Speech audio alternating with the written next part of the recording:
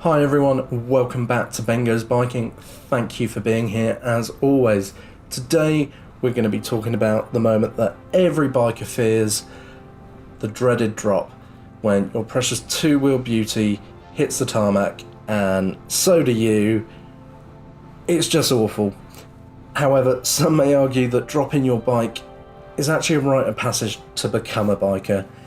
I'm not too sure about that. All I know is dropping your bike sucks, and we're going to talk about it today. So I'm going to start with a bit of my experience with dropping my own bike, and then kind of a process that you need to go through when you've dropped it and a little bit after. But before we get into that, here's my story with my CB500X that you see in the video, and I've dropped that twice now, unfortunately. It still annoys me to this day, but here's the story.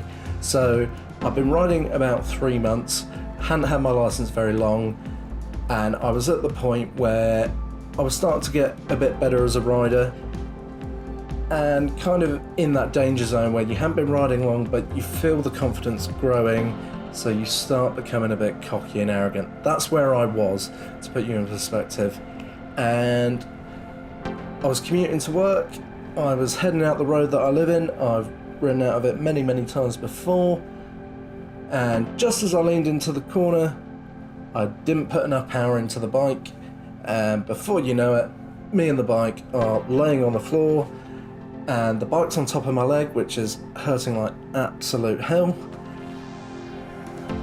And that's how it happened, and I remember really struggling to get the bike off my leg. It took me quite a while, and then once I managed to stand up, I got the bike upright, wheeled it back home, looked at the damage, and yeah, wasn't too impressed. I was quite lucky that it was just a couple of levers and a couple of scratches, things that are quite easy to fix.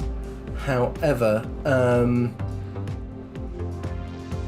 it was a very good learning opportunity, and what I mean by that is, like I said, I was in a danger zone of being arrogant and cocky. Dropping my bike humbled me and made me realise that I was not even that good of a rider at the time, and that it just brought me down a peg or two, absolutely, and made me realise that I've got to get my head back into respecting my bike. And yeah, so that's kind of my story with dropping the bike. It absolutely sucked, and I wouldn't recommend doing it at all. And the first thing that you're going to do as a biker when you drop it is you're not even going to consider what damage you've done to yourself. The bike is always going to be the priority. Probably shouldn't be, but the bike will be the priority. You're going to start asking yourself questions. What's broken? How much is it going to cost? Am I going to get to work? Will it be able to ride? And once you've checked off all those questions and you know that the bike will ride and it's only a little bit of damage, then you're going to start thinking about the damage that you've done to yourself. And that really should be the other way around. It really should. You should be thinking about your injuries first and then the bike. However, we're bikers, we're not wired that way. The bike is always going to come first. So what I've kind of learned from it and what I want to talk about is just a couple steps to think about and things to do when or if you do. Hopefully you never do, but like I said, it happens to the best of us. So first of all, once you drop the bike, don't rush. You'll be on the floor, the bike's not going anywhere. Just don't rush. Take a minute just to realise where you are, where the bike is, and then how you're going to get up yourself. And once you manage to get up, if you can, assess your injuries. Assess them before you assess the bike. Because once you're able to get up and know where you are, get up on your feet and make sure you clear a danger, because if you drop your bike on a main road or something, you want to get out of there pretty quick.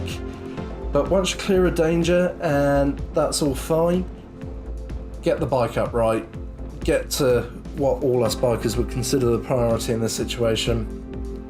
And then you can have a look at the damage, see what's broken, what's going to need fixing, and then have a little cry about it, like most of us probably would, because our bikes are our babies. And then what you got to do is, these things are going to happen from time to time, and it's shit. But you do have to take a bit of time to reflect and work out what happened and why it happened. So like I said, from my experience, it could have been overconfidence,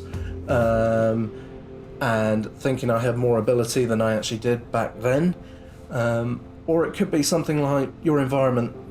What was the road, or were your tyres probably not as roadworthy as they should have been? So it's all things like that that you need to have a look in, because taking the time to reflect and work out why you've done something like dropping your bike is going to make you a better rider. And fortunately for me, since then I'm always aware of it, and I'm aware of what my limits are as a rider. So what I'm saying is, you don't need to go out and drop your bike to know that you need to practice a bit more, but taking that time to look into why it actually happened is going to really help. Because, like I said, it really humbled me. It took away all my arrogance and made me realise I hadn't progressed quite as fast as I thought I had. And if your ego being battered by dropping your bike isn't enough to make you think, the final repair bill definitely will.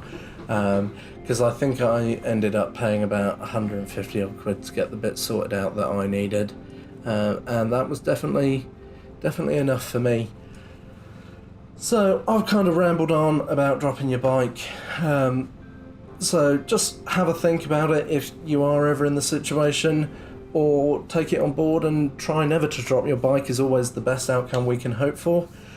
That's all I got to say today. Cheers, guys.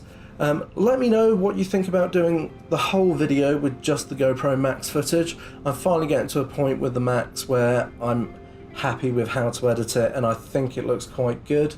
But if you guys want the POV stuff back as well, I can do a mixture, or if you like just the full video of the Max, let me know. And if you've got any cool stories or not so cool stories about dropping your bike, put them down in the comments. Let's have a talk about it. Let me know if you took the time to realise where it went wrong, or if you're one of the rare people who's never dropped your bike, let me know as well. So as always, thank you for watching. Leave a like and subscribe. See you in the next one.